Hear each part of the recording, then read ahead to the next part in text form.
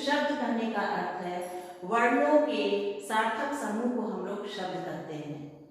जब वर्णों को हम मिलाकर एक सही अर्थ में प्रयोग करते हैं तो वह शब्द कहलाता है। जैसे यहाँ कमल हम लिख रहे हैं, कमल, कमल लिखने से हमें इसका अर्थ पता चल रहा है कि कमल का फूल होता है जो कि तालाब में पाया जाता है, सरोवर में पाया जाता है। तो यह एक क्या हो गया, कमल एक शब्द हो गया और अर्थ वाले शब्द हो गए, इसलिए यह सार्थक शब्द कहलाते हैं।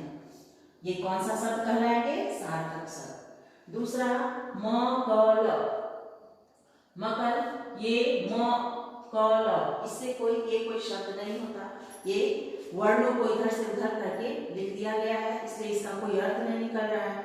तो यह शब्द जो है वह निरर्थक शब्द कहलाएगा, क्योंकि इन शब्दों का कोई अर्थ नहीं पता चल रहा है। कमल यह एक सार्थक शब्द हो जाएगा, मकल एक निरर्थक शब्द हो जाएगा। तो ये अर्थ के आधार पर इस तरह से शब्दों को हम बांटते हैं। अब हम लोग शब्द को आगे जानने के लिए हम इसमें जैसे कि संज्ञा, सर्वनाम, विशेषण, क्रिया वाले शब्द भी पढ़ते हैं। तो शब्दों को इस तरह से हम लोग दो भागों में बांटे हैं, एक विकारी शब्द, दूसरा अविकारी शब्द।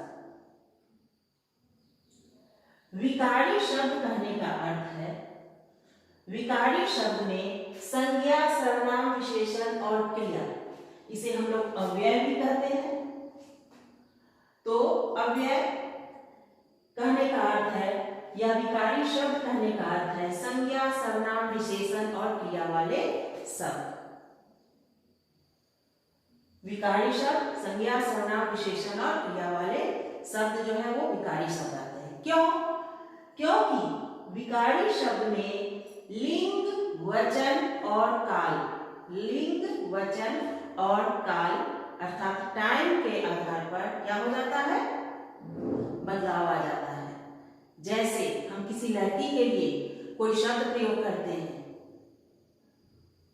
रीमा तेज दौड़ रही है, उसी को यदि हम लड़का के लिए प्रयोग करते हैं तो रामू तेज दौड़ रहा है। तो लिंग के अनुसार, जेंडर के अनुसार दोनों वाक्यों में अंतर हो जाता है।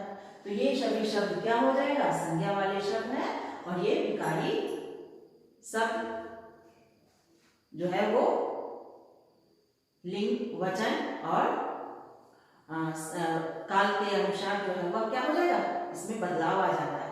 इसलिए ये संज्ञा, सर्वनाम, विशेषण और क्रिया वाले शब्दों में विकारी शब्द आते हैं।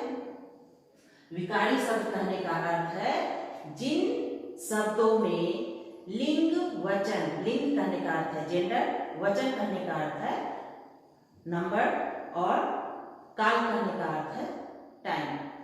तो लिंग, वचन और काल के अनुसार जब शब्दों में परिवर्तन आ जाता है, वाक्यों में परिवर्तन आ जाता है, तो ये शब्द विकारी शब्द कहलाते हैं। इसमें मुख्यतः संज्ञा वाले शब्द, सर्वनाम, विशेषण और क्रिया वाले शब्द आते हैं। साफ साफ हम कह सकते हैं कि संज्ञा वाले जितने भी शब्द होते हैं, सर्वनाम और विशेषण, क्रिया वाले शब्द, ये सभी विकारी शब्द में आते हैं। इसे हम लोग अव्यय भी कहते हैं। अब दूसरा है हम लोगों को अविकारी शब्द। अविकारी शब्द कहने का अर्थ है जिसमें लिंग, वचन और क्रिया के, लिंग, वचन और काल के अनुसार कोई बदलाव नहीं आता है, वह अविकारी शब्द कहलाता है। अविकारी शब्द में क्रिया विशेषण, संबंध बोधक, समुच्चय बोधक और विस्मयादि, क्रिया विशेषण, संबंध बोधक, समुच्चय बोधक और विस्मयादि बोधक वाले शब्द आते हैं। अब हम एक एक करके जानेंगे कि क्रिया विशेषण क्या है, उसका संबंध बोधक क्या है, समुच्चय बोधक क्या है और विस्मयादि बोधक क्या है। सबसे पहले हम लोग जानेंगे क्रिया विशेषण। सबसे पहले हम लोग आज जानेंगे क्रिया विशेषण कि क्रिया विशेषण क्या है। जैसे कि इसके पहले वाले वीडियो में मैं तुम लोगों को पढ़ाई हूं क्रिया और काल, क्रिया के काल। किसी काम को हम किस समय पर करते हैं वह काल कहलाता है। किसी काम के होने का पता जिन समयों से चलता है, किस समय में वह कार्य किया गया उसका पता चलता है, वह कहलाता है क्रिया का काल। अब आज आ गया तुम लोगों को क्रिया विशेषण। क्रिया विशेषण जो कि अविकारी शब्द होते हैं। क्रिया विशेषण में इसमें जो है क्रिया विशेषण का सबसे पहले हम लोग परिभाषा जाने तो क्रिया विशेषण क्या है? क्रिया वाले शब्दों की विशेषता। किसी काम को हम करते हैं तो उसका विशेषता भी बताने वाले शब्द को हम लोग क्रिया विशेषण करते हैं। जैसे मैं आज तुम लोगों को पढ़ा रही हूँ, मैं आज तुम लोगों को अच्छे से पढ़ा रही हूँ। बच्चे आज अपना काम सही समय पर कर लिए। बच्चे आज बहुत खुश हो रहे हैं क्योंकि उन्होंने अपना कार्य पूरा कर लिया। तो ये सभी क्या हो जाएंगे? क्रिया विशेषण वाले शब्द हो जाएंगे, विशेषण वाले शब्द हो जाएंगे। कहने का अर्थ है किसी काम की विशेषता बताने वाले शब्द को हम लोग क्रिया विशेषण कहते हैं। जैसे वह धीरे धीरे चलता है, वह तेज दौड़ता है, तो यहाँ पर धीरे धीरे, तेज, ये सभी क्रिया विशेषण होंगे। वह कैसे काम कर रहा है, वह कैसे चल रहा है, धीरे धीरे। वह दौड़ता कैसे है, तेजी से भागता है। तो ये सभी क्रिया विशेषण वाले शब्द हो जाएंगे। अब हम लोग इसमें जानेंगे क्रिया विशेषण की परिभाषा। जिन शब्दों से हमें किसी कार्य के होने का विशेषता, किसी कार्य के विशेषता का पता चलता है, उसमें खासियत क्या है, उसमें अच्छाई क्या है, उसमें बुराई क्या है, उसमें कौन सा गुण है, इन सभी बातों का पता चलता है, वो क्रिया विशेषण वाले शब्द कहलाते हैं।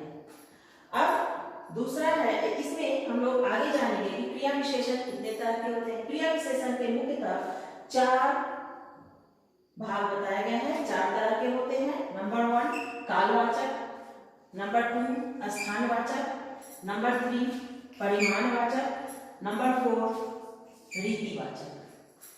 तो सबसे पहले हम लोग जानेंगे कि कालवाचक क्रिया विशेषण क्या होता है। काल कहने का अर्थ है समय।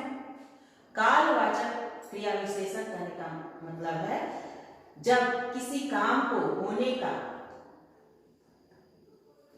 समय का पता चलता है और वह शब्द जो है उसकी विशेषता बताता है, तो वह क्रिया कालवाचक क्रिया विशेषण कहलाता है। जैसे आज बहुत सुंदर मौसम है, आज बहुत सुंदर मौसम है, तो यहाँ क्या हो जाएगा? आज हो गया कालवाचक, ये समय का पता चल रहा है। आज बहुत सुंदर, वह विशेषता हो गया। मौसम है, मौसम के बारे में पता चल रहा है कि आज बहुत सुंदर मौसम है, तो आज हो गया, ये हो गया कालवाचक क्रिया विशेषण। और सुंदर मौसम कहने का अर्थ है कि वह उसकी विशेषता बता रहा है, तो ये कालवाचक विशेषण का उदाहरण हो जाएगा। दूसरा है स्थानवाचक क्रिया विशेषण। अब किसी काम को करने के लिए हम घर के अंदर करते हैं, घर के बाहर करते हैं, मैदान में करते हैं, स्कूल में करते हैं, विद्यालय में करते हैं, हर काम को हम कहीं न कहीं किसी जगह पर करते हैं। तो जिन क्रिया विशेषण को, जिन कामों को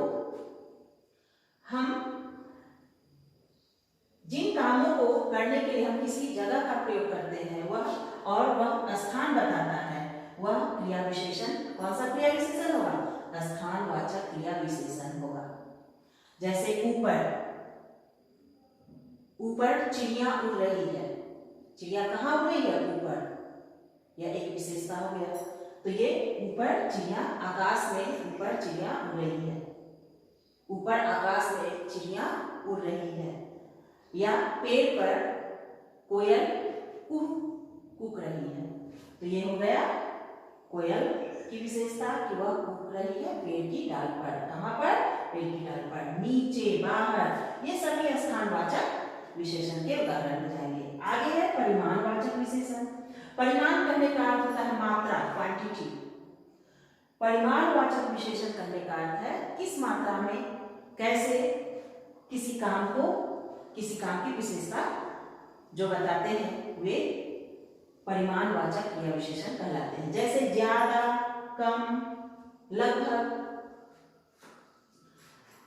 आज मैं ज्यादा काम कर ली। आज मेरा होमवर्क बहुत कम था और मैं पूरा भी कर ली। तो ये परिमाणवाचक विशेषण का उदाहरण। मात्रा, क्वांटिटी, किस अंदाज में, किस मात्रा में वो काम किया गया, वो जिन शब्दों से हमें पता चलता है वो क्रिया, कौन सा क्रिया विशेषण है, परिमाणवाचक क्रिया विशेषण। उसके बाद अंतिम आता है इसमें रीतिवाचक क्रिया विशेषण। रीतिवाचक क्रिया विशेषण कहने का मतलब है, रीति कहने का मतलब है विधि, नियम, किस तरह से किसी कार्य को किया गया है, वैसे कार्यों की विशेषता बताने वाले शब्द को हम लोग क्या कहते हैं, रीतिवाचक क्रिया विशेषण। जैसे वह धीरे धीरे चलता है, तो यहाँ पर ये किस तरह से, किस विधि से हो रहा है, वह धीरे धीरे हो रहा है। उसी तरह से जोर से, वह जोर जोर से चिल्लाकर पढ़ता है, वह जोर जोर से चिल्लाता है और पढ़ता है। तो ये रीति किस तरह से हो रहा है, वह तेजी से जोर जोर से चिल्ला रहा है और पढ़ रहा है। तो ये हो गया रीतिवाचक क्रिया विशेषण। तो इसमें हम लोग आज जाने शब्द के बारे में। शब्द दो तरह के होते हैं, विकारी और अविकारी। विकारी शब्द में कौन कौन से आते हैं, संज्ञा, सर्वनाम, विशेषण और क्रिया वाले शब्द। अविकारी शब्द में क्रिया विशेषण, संबंध बोधक, समुच्चय बोधक और विस्मयादि बोधक वाले शब्द। और क्रिया विशेषण के तो उसमें अविकारी शब्द में हम लोग क्या जाने, क्रिया विशेषण, संबंध बोधक और समुच्चय तथा विस्मयादि बोधक आते हैं। उसमें सबसे पहले हम लोग जाने क्रिया विशेषण। नंबर 1 में क्रिया विशेषण के बारे में आज पढ़े। अब अगले क्लास में हम लोग संबंध बोधक, समुच्चय बोधक और विस्मयादि बोधक अगले क्लास में जैसे जैसे क्लास होगा वैसे पढ़ाया जाएगा। आज के लिए इतना ही काफी है। धन्यवाद। इसको ध्यान से सुनकर और तुम लोग अपने बुक से ढूंढकर इसे अपने एक्सरसाइज को पूरा करोगे। आज के लिए इतना ही। धन्यवाद।